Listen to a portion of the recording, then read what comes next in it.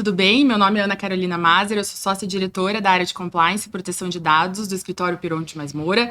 Nós estamos no último episódio de uma minissérie onde nós falamos sobre cultura de integridade, sobre os riscos, sobre como é que a trajetória, né, de todos esses parceiros chegou até aqui, chegou até essa mesa, chegou até essa solução que nós estamos propondo para os nossos clientes, para os nossos parceiros.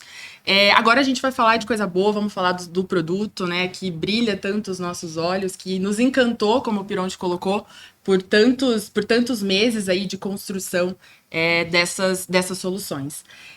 Ô, Gilon, eu acho que é muito importante a gente trazer para quem está nos ouvindo, né, e tem a dúvida, né, a curiosidade para entender como é que esses produtos se encaixam dentro da realidade de cada empresa, dentro da realidade de cada organização. E eu acho que mais do que isso é mostrar que não se tratam de soluções genéricas, né, mas sim de soluções aplicadas para cada realidade e para cada contexto dentro das organizações. Queria que você começasse, então, falando um pouco sobre essa desmistificação, né, que não é uma solução genérica, que vai funcionar para todo mundo, e também trouxesse essa diferenciação aí entre os nossos queridos OCI e DCI, por favor. Perfeito, Ana. Na verdade, é assim, pessoal, nós pensamos aqui em momentos distintos das organizações, porque entendemos que o DCI, ele se enquadra em empresas que já têm um programa mais sedimentado, que você quer fazer uma pesquisa um pouco mais envolvendo inclusive a base operacional, para você compreender todos os aspectos de uma cultura de integridade. Então, ou seja, no DCI você vai ter um aprofundamento que vai até a linha de base da organização para entender como os colaboradores percebem a evolução, os processos, a cultura de integridade. A OCI, o observatório, ele nasce para aquela empresa que ela quer entender um pouquinho mais sobre esse tema antes de ir para um DCI. O observatório, os dois, na verdade, tem como base um protocolo adaptado do Hearts and Minds. Hearts and Minds é um protocolo que nasceu para a questão da segurança do processo do trabalho, pelo Energy Institute em Londres, né, que hoje é público, né, onde o comportamento, inclusive, é a referência, uma das referências técnicas para as Américas desse protocolo, e ali com ele que a gente adaptou a realidade nesses 40 diagnósticos, mais de 6 mil pessoas passaram por isso, né, por essa medição, a gente fez as adaptações necessárias para eles. Então, vamos lá. Os dois usam como base o Hearts and Minds. A OCI é direcionado para a alta liderança, para que a gente vá e crie um ambiente de observação de traços. Um exemplo, quando a gente vai para a alta liderança e a área de compliance, a área de integridade, elas precisam entender a predominância da cultura daquele momento, daquele contexto da empresa, para ver se as ações que elas estão sugerindo estão adequadas àquele momento. É óbvio que na OCI, é um projeto mais curto, mas para você experimentar, para você ter uma ideia de se o caminho que você está seguindo está mais adequado, porque a gente acredita num conceito: integridade e compliance baseado na cultura organizacional. É isso que a gente vai medir, é isso que a gente vai contar para a alta liderança. A pesquisa na OCI vai até a base operacional? Não. Ela se destina a uma aplicação focada na alta liderança, para que a gente detecte o perfil com as análises documentais, com as entrevistas, tem todo um processo para isso, mas não se desdobra até a base operacional. Então, esse é o grande ponto da OCI. Para que serve, então, a OCI? Para conseguir fazer um mapa mental da percepção da liderança em relação à cultura de integridade. Essa é a entrega. É um baita de uma ajuda, principalmente porque a gente tem muita fala da liderança, do tom da liderança, de como ela traz isso. Tomada de decisão, de tomar essa decisão. E sabe o que é o legal, Ana, para alta liderança? Porque a gente fala muito de o que eu faço depois de uma OCI. Pô, tem as oficinas de percepção de risco de integridade para alta liderança, para a liderança em geral, que é fenomenal. A gente precisa ajudar o líder a treinar a tomada de decisão, Ana. Foi isso que você trouxe, é real. O nosso líder, muitas vezes, quando ele toma decisões desalinhadas com os valores da empresa, muitas vezes não é intencional. É que ele não está conseguindo compreender e ligar o processo decisório. Ele não tem insumo para isso. Exato. Então é isso que a gente consegue aqui fazer, sugerir algumas reestruturações de processo e tudo mais. O OCI vem nela. DCI, Diagnóstico de Cultura de Integridade, mais amplo. Vamos até a base, grupos focais, visita presencial, além de tudo que acontece no CI, é mais isso. Nós vamos lá, vamos sentir seu cheiro lá na tua operação, lá no teu escritório, lá no teu banco. A gente vai conseguir entender como que não só a alta liderança ou a média liderança percebe, como a base operacional percebe. E aqui é interessante, porque aí nós temos percepção da alta liderança em relação à cultura de integridade, percepção da média liderança em relação à cultura de integridade, percepção da liderança mais operacional e percepção dos colaboradores. Só aqui a gente já tem um excelente resultado. Porque imagina que eu posso ter distorções nas percepções de cada nível. E tendo essas distorções, a primeira coisa que a gente precisa fazer é fazer um alinhamento. Quer dizer, aumentar a autocrítica e tudo mais. Então você vai entender, muitas vezes o líder vai entender dizendo assim, bom, por que aconteceu isso se eu entendo que a cultura de integridade aqui pra gente é tão elevada, é tão maduro? Porque a base não concorda contigo. Então você consegue ter esse mapa, além de ter um parecer nosso a respeito disso. Então o parecer é aquele que é o resultado final, onde você vai ter um score de cultura de integridade, Eduardo. Você vai ter um score, então você vai conseguir fazer um roadmap, você vai conseguir fazer um plano de evolução cultural. Eu estou com 2,64 esse ano, para 2027 eu quero chegar em 2,94, para 2028 eu quero chegar em 3,30, você consegue criar um plano de evolução cultural, um roadmap. Inclusive, muitas companhias colocam esse score hoje dentro do Balance Scorecard como meta para controle, para levar para conselho e tudo mais. Essa é a grande vantagem do DCI. Você vai ter uma visão mais ampla. Muitas companhias hoje, principalmente as SAs, gostam muito de divulgar o resultado do diagnóstico de cultura de integridade junto aos relatórios de sustentabilidade, porque isso é inovador, te coloca em outro patamar, porque a auditoria é uma coisa que hoje já é obrigatório você ter. O diagnóstico de cultura de integridade te coloca em outro momento. Te coloca em outro status frente ao mercado. Porque você não está olhando o que você faz. Você está olhando como e para quê. E ainda você pode divulgar com clareza, se caso for a intenção, qual é o plano de evolução. Isso traz uma visão de segurança, de conformidade, de engajamento da alta liderança para isso. Então são esses os nossos produtos que inicialmente tem essa visão de diagnóstico, mas que tem um plano de evolução, e aí a nossa parceria pode dar todo o suporte na implantação do plano de evolução cultural, tanto no plano de ação que sai do ACI, como para o plano de evolução que sai no DCI. E, Odilon, onde é que entram os ativadores comportamentais no DCI? Porque eu sei que é um ponto muito importante e que também é uma grande diferença aí entre as soluções, né? Essa é a solução de ouro, né? É a grande diferença, porque os ativadores comportamentais em relação ao compliance, você só vai conseguir captar no DCI. Porque é em campo, é grupo focal, é vendo processo, acompanhando reunião. A gente vai para dentro da tua rotina. Nós vamos estar lá na rotina de vocês, vendo as coisas acontecerem. Porque aí é onde a gente vai identificar as questões psicológicas, sociais. Olha só, gente, psicossociais, psicológicas, sociais, NR1, tudo a ver com integridade. As questões nossas cognitivas que podem existir, as questões fisiológicas que podem influenciar e as questões organizacionais.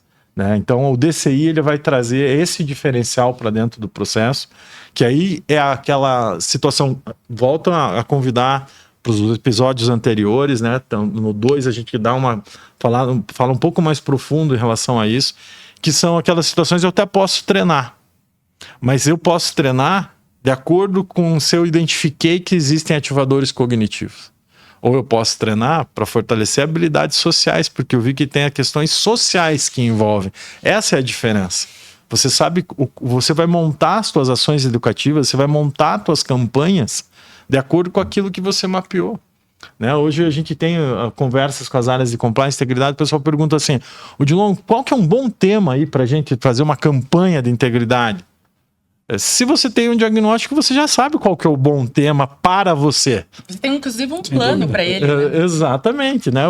Talvez na empresa X, que estão lá falando de alguma coisa, não faça sentido você trazer aquilo. Então, o DCI que traz os nossos famosos ativadores aqui para o jogo. Legal. E assim, acho que é importante o cliente, o prospect que está assistindo aqui entender na prática como vai funcionar, né? Então é um processo de consultoria, onde a gente vai iniciar com um volume de entrevistas, de formulários, de levantamento de dados, e a partir do levantamento desses dados a gente fazer, né, as análises. Né? Então, salvo as diferenças de cada produto, onde a gente tem uma intensidade muito maior de interação, né? E no outro ele é mais um taste, é mais para você sentir o quanto a metodologia pode eventualmente impactar positivamente no teu negócio. Eu acho que tem dentro desse contexto alguns entregáveis que são importantes do público em geral entender. Você vai receber ali um score, como o Odilon falou, mas mais do que o score, eu acho que o que me encantou quando a gente recebeu o nosso score lá, por exemplo, foi olhar métricas e planos de ação muito bem estabelecidos para como eu vou aperfeiçoar esse score. E não é só aperfeiçoar um número, é você entender que ao aperfeiçoar esse número, você está aperfeiçoando a tua cultura corporativa. Tá? E também converter isso num entregável que é uma matriz de risco que eu, por exemplo, nunca recebi na minha vida, que é uma matriz de risco onde a causa raiz de fato foi analisada. Não só sobre a ênfase de controle, mas sobre a ênfase comportamental. Então, eu acho que isso pode trazer para os compliance officers uma visão muito mais estratégica da sua área dentro da realidade da companhia. Como que eu, como compliance officer, sento na mesa de estratégia? Isso eu acho que é um grande desafio para todo mundo. Porque, na minha opinião, o compliance officer ele tem uma cadeira cativa na mesa de estratégia, mas poucas empresas enxergam isso. Porque, beleza, a gente quer, com a estratégia, a gente quer atingir aqueles resultados. Mas como que a gente vai atingir esses resultados dentro de uma linha de conformidade e dentro de uma linha que seja embarcada na cultura do nosso negócio? Que faça sentido para o nosso negócio e para a cultura do meu público interno. Ou como eu vou transformar a cultura interna para fazer com que as pessoas caminhem para um outro lugar para onde eu quero ir agora. Então eu acho que aqui a gente tem uma ferramenta que pode ajudar, né, esse público que está nos assistindo a responder uma pergunta que eu, enquanto compliance officer, sempre me fiz, né? E que provavelmente vários que estão assistindo aqui se fazem. Como que eu construo valor com o meu trabalho? Como que de fato eu demonstro valor? Eu já ouvi de vários compliance officers, isso foi minha realidade enquanto compliance officer em algum momento, o que eu preciso para fazer para sobreviver, para eu ter orçamento ano que vem? Para a turma olhar para mim e falar assim, peraí, esse programa aqui faz sentido continuar. Porque às vezes é difícil de você conseguir tangibilizar isso. Eduardo, tem uma coisa que você me contando aí, a gente vai lembrando, né? É uma saída super fantástica, né? Porque quando você tem a questão do compliance, era evitar. Essa palavra não é usual, mas é correta, evitação. É evitação de fraude. Né? E aí você vem, desafia e vem para a integridade. Ele começou nem com a evitação, ele começou com a identificação primeiro. Primeiro era investigar fraude. Eu comecei a minha carreira, a minha vida só investigando fraude. Isso era compliance. Isso era compliance. E aí vem a integridade. Isso. Aí é evitar, evitação de novo. Evitar violência no trabalho. Tema extremamente coerente. Agora, o que a gente está trazendo? Que ao invés de você evitar coisas, a gente quer que você tenha orgulho da organização que você faz parte. Isso. Então, ao invés de ser essa visão do evitar coisas ruins, que seria... Né, o pessoal fala, não, eu não tenho problema de compliance. Por quê? Porque eu não tenho fraude. Eu não tenho problema de integridade. É porque eu não tenho violência no trabalho, por exemplo, não tenho assédio aqui dentro, minha empresa é diversa, tem equidade como valor. Legal, bacana, mas é diferente de você ter como resultado, saia das coisas reativas e vá para o bom. Um bom programa de cultura de integridade vai aumentar e vai impactar no orgulho organizacional. Você vai ter resultado na melhoria do clima da tua organização. Se você faz parte dessas pesquisas que têm certificação, como o GPTW, humanizadas e outras mais, saiba que um bom programa de cultura de integridade é um turbo para a tua organização em termos de clima organizacional e da própria cultura da organização. E aqui, Odilon, eu acho que vem de novo a grande virada de chave. Você não necessariamente precisa ter um compliance tão desenvolvido para buscar esses produtos.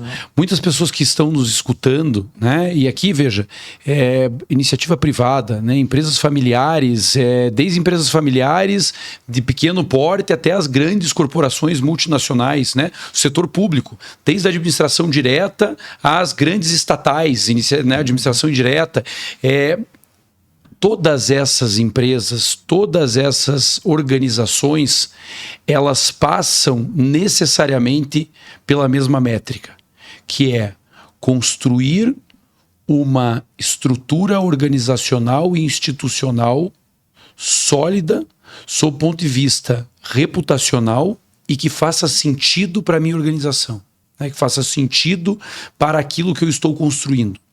Deixar um legado. Então, eu diria o seguinte, alguns podem estar olhando esse produto e dizer assim, poxa, mas eu não tenho tanta maturidade para começar assim. Como é que você sabe? Como é que você sabe? E eu diria o seguinte, então como é que você vai começar? Não começa ou começa errado? O que a gente está querendo dizer aqui você pode começar pelo tradicional. Né? E talvez o tradicional seja aquilo que faz sentido para você hoje. Mas primeiro, testa o comportamental. Porque pode ser que você esteja num nível tão avançado que sequer você saiba. E pode ser que, estando num nível avançado, você esteja tão, eu diria, tão necessitado dessa metodologia, né? Muito mais do que você imagina. Exato. Assim, então, dentro desse contexto, é muito importante, né, nós entendermos para que servem esses produtos. Né? Eles servem para te dar essa métrica de uma matriz que vai para além da forma, para além da probabilidade do impacto e do plano de ação. Os planos de ação são construídos com base naquilo que é cognitivo e que vem do coração. A ideia de Hearts and Minds, ela é muito positiva, porque ela traz essa métrica, que é uma métrica que nós vamos avaliar dentro da tua operação se aquilo faz sentido para você. Mas não é ver se aquilo faz sentido para você com base nas normas que foram construídas no tempo, sem qualquer parâmetro e muitas vezes pautadas em critérios normativos, objetivos e obrigatórios. A gente sai da obrigação, a gente sai do compliance obrigacional e passa a analisar as causas que vão trazer o teu compliance para um próximo nível ou já fazer com que você comece no nível certo. Então, acho que essa é a grande questão que esses nossos 2 produtos trazem. Né? Acho que é legal falar até em relação a público-alvo, porque o pessoal pode estar pensando assim, mas eu não tenho programa de compliance, eu posso aplicar um OCI, um DCI sem programa de compliance? Com certeza. Com certeza. Com certeza. É o mundo pode ideal, ser um caminho para começar. E tanto é verdade que na nossa metodologia de implantação de sistemas de integridade, e na nossa metodologia de revisão de sistemas de integridade com foco em certificação, etc e tal, nós inserimos a metodologia na nossa fase 2, que é a nossa antiga análise de maturidade. Ela virou agora um OCI ou um DCI, dependendo da necessidade e da realidade desse cliente, porque a gente acredita que é o passo inicial para qualquer iniciativa de compliance. Então, se você vai pensar, eu quero fazer um planejamento para o ano que vem, para saber quais vão ser as ações de compliance que eu quero efetivar no meu negócio, faz um OCI, um DCI, porque eu acho que daí você vai conseguir fazer algo que seja de fato tangível e que você vai conseguir medir no futuro. Porque assim, isso que vocês dois estão trazendo é fundamental. Porque não existe a ausência de cultura de compliance e integridade. Não existe um isso. vácuo, né? Não. Sempre tem um nível de maturidade da tua cultura. Sempre tem um código de conduta, Odilon. Ele pode não estar escrito, mas ele existe. Exato. Ele existe. E é por isso que nos nossos 2 processos nós temos 5 níveis. Sim. O nível iniciante, o nível reativo, o nível calculador, o nível proativo e o nível generativo. Então muitas vezes esse desconforto, fala, cara, mas eu não tenho nada estruturado ainda. Gente, é disso que a gente está falando. É uma solução que cabe para qualquer uma das realidades, seja no mercado público, seja no mercado privado. O Pironte falou algo que é sensacional. Você quer começar errado para depois medir? Por que você já não mede antes e começa certo? E é um Não investimento. entende o teu nível. Dentro dos Isso. 5 níveis, não Isso. entende o nível que você tá com base cognitiva. Porque daí você não vai com saber base daquela... normativa. Você vai saber se Então, é o assim, momento de aplicar aquela ferramenta. Será que eu tenho que diligenciar 100% dos meus fornecedores? Espera aí, deixa eu ver Exato. se essa é a minha realidade para agora, se eu tô pronto para isso. Isso. E essa é uma dúvida que todo compliance officer tem. Como é que eu vou construir argumento com a alta administração, por exemplo, para conseguir um orçamento para diligenciar todo mundo? Porque a área de compliance vive com baixo orçamento, baixo headcount. Essa é a vida do compliance. Ok, vamos jogar esse jogo. Então, como que eu construo argumentos dentro da minha corporação para trazer relevância, para mostrar, olha, se eu começar a diligenciar todos os meus terceiros, eu vou impactar nesse ponto aqui que a gente está frágil. E consegue demonstrar tecnicamente. Então, às vezes, é muito mais barato, por exemplo, para uma organização começar com um bom diagnóstico do que, às vezes, começar uma implementação que não vai trazer o resultado esperado. Às vezes, até porque o próprio cliente nem sabe o que ele espera com a implementação de um sistema de compliance. Eu acho que, Eduardo, você trouxe... eu gostei muito dessa fala que você trouxe em relação a... Às vezes a empresa não tem uma área... Às vezes ela até tem uma área de compliance, não precisa ter um compliance officer necessariamente, mas tem ali alguém responsável por esse tema, né? Ali na estrutura da empresa. Essa área, às vezes, ela é pequena, realmente, às vezes ela é grande, às vezes o headcount não é suficiente, mas uma coisa que toda empresa tem é alguém que toma a decisão.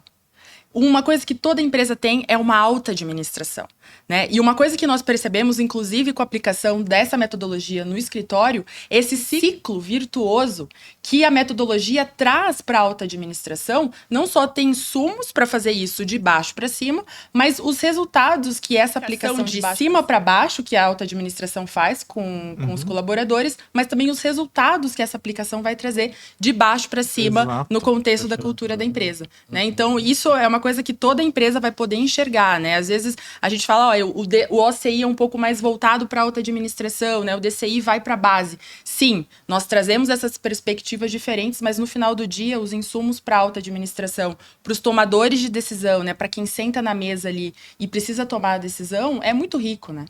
O fato, Ana, é que é o seguinte: negócio que não se reinventa morre. Ponto. Tá? Ao longo do tempo, a gente viu grandes negócios gigantescos se diluírem porque não entenderam realidades, não entenderam posicionamentos, não entenderam cenários. Tá? Então eu posso falar 10, 20 marcas aqui agora que simplesmente desapareceram porque o mundo mudou e elas não perceberam essa mudança no mundo. Então eu posso dizer para os compliance officers que estão assistindo aqui que você precisa reinventar teu negócio o tempo inteiro. E a tua área precisa ser reposicionada e revista o tempo inteiro, porque o negócio está mudando, porque o mercado está constantemente mudando. E essas mudanças não é como você sente o vento, ou como você acha que são tendências, né? Eu vejo esses podcasts, essas palestras, tendências para o mercado de compliance. Com base em quê? Com base em quê que você está apontando tendência para o mercado de compliance? Com base em ciência ou com base no que eu acho, no que eu quero vender? Né? Então eu acho que aqui a gente tem um momento bem crítico para fazer com que as pessoas comecem a refletir, e os profissionais de compliance comecem a refletir, que eles precisam reposicionar a área constantemente para gerar valor. E como fazer isso sem um bom mapa, meu amigo? E você vai navegar aí que tá a explicação do porquê que o orçamento das áreas de compliance e integridade é muito reduzido. É porque não está atrelado à estratégia. Isso. Então, talvez, nós estamos falando de causas raízes. Quais são as causas raízes de um orçamento da área de compliance ser? Posso falar por nós aqui, acho que o Pironte e a Ana vão concordar comigo. A gente só percebeu o quanto o nosso sistema de compliance estava desalinhado com a estratégia do nosso escritório quando a gente fez o diagnóstico. Exato. Foi ali que a gente viu que não, peraí, a gente precisa valorizar o nosso programa de uma forma diferente. Sem dúvida. E isso vai repaginar o nosso negócio de uma forma diferente. Tá? Isso vai construir valor. Isso vai valorizar aquilo que de fato é importante pra gente, que é a construção do nosso legado. Sem dúvida, porque no primeiro episódio, que aqueles que não viram, eu sugiro que vejam, a própria Ana mencionou que nada na vida acontece por acaso. Talvez essa frase seja uma verdade, talvez nada na vida aconteça por acaso, mas será que a gente está preparado para o acaso? Essa é a grande pergunta. E como se preparar para esse acaso? Enquanto a gente não se prepara para ele, a gente joga dado com o destino. A gente aceita o risco. E a gente aceita o risco da pior maneira possível. A gente aceita o risco sem ter uma medição concreta do que o risco pode, né, trazer como materialização negativa para o nosso negócio. E a partir disso, toda a métrica que a gente vem assistindo desde sempre. Uma cultura de compliance acostumada a dar resposta imediata ao risco. O compliance do imediatismo. Então, eu acho que essa é a grande dor que a gente resolve do mercado. A gente deixa de trabalhar com o compliance, com uma cultura de imediatismo e passa a profissionalizar a área de compliance. Não que elas não sejam profissionalizadas, mas passa a mostrar para as áreas de compliance que há uma nova realidade nesse cenário. Você precisa estar neste caminho. Você precisa surfar esta onda, porque caso contrário, a tua falta, a tua omissão, que pode ser uma omissão quase que dolosa em relação ao tema, ou seja, você sabe que as coisas estão acontecendo, mas deixa eu ver daqui 2 anos, talvez seja tarde. Talvez você deixe de se preparar para a materialização do caso. Perfeito. Acho que conseguimos explorar bem que nós prevíamos em relação a esse tema. Quero agradecer aos meus sócios, meus parceiros de estudo, de técnica, de idealização, de sonho, de encantamento, né? Porque acho que todo mundo que acompanhou esses episódios conosco pôde perceber o quanto todos aqui são encantados, são apaixonados pelo que realmente a gente faz, o que a gente entrega para os nossos clientes, o que a gente também está entregando nesse momento para o mercado. Eu acho que é uma virada de chave muito importante, como o Eduardo colocou. Não é tendência, né, que a gente está trazendo, mas é base metodológica, é base científica, que a gente acha que faz todo sentido para esses problemas, para esses riscos que nós trouxemos e para as soluções que a gente quer entregar a partir de agora. Esse é o primeiro pontapé, né, em relação à apresentação das soluções para os parceiros, para os clientes. Nós teremos eventos, teremos divulgação de materiais, teremos outras oportunidades, reuniões, participação em eventos também, onde nós vamos trazer aí os detalhes, né, ao longo do tempo, para que todos conheçam aí o passo a passo, todas as entregas e também toda a agregação de valor que a gente pretende trazer a partir da aplicação dessas soluções. E nós também estaremos na Expo Compliance no final do mês de agosto, em São Paulo, apresentando o nosso produto. Teremos um stand onde os nossos profissionais vão receber os interessados nessas soluções para a gente tirar dúvida, conversar sobre o tema, né, trazer aí os desafios na prática e como é que a gente pode ajudar todo mundo em relação a isso. E também, se você tiver interesse em outros temas, né, em outras abordagens em relação ao tema que a gente trouxe aqui, tá aparecendo agora um QR Code na tela, então pode escanear, vocês vão ser direcionados para um formulário específico onde vocês vão poder apresentar essas sugestões e também acessar mais materiais, mais informações sobre o tema e sobre as nossas soluções. Então, quero agradecer, muito obrigado pela confiança de quem nos acompanhou até agora. Um abraço.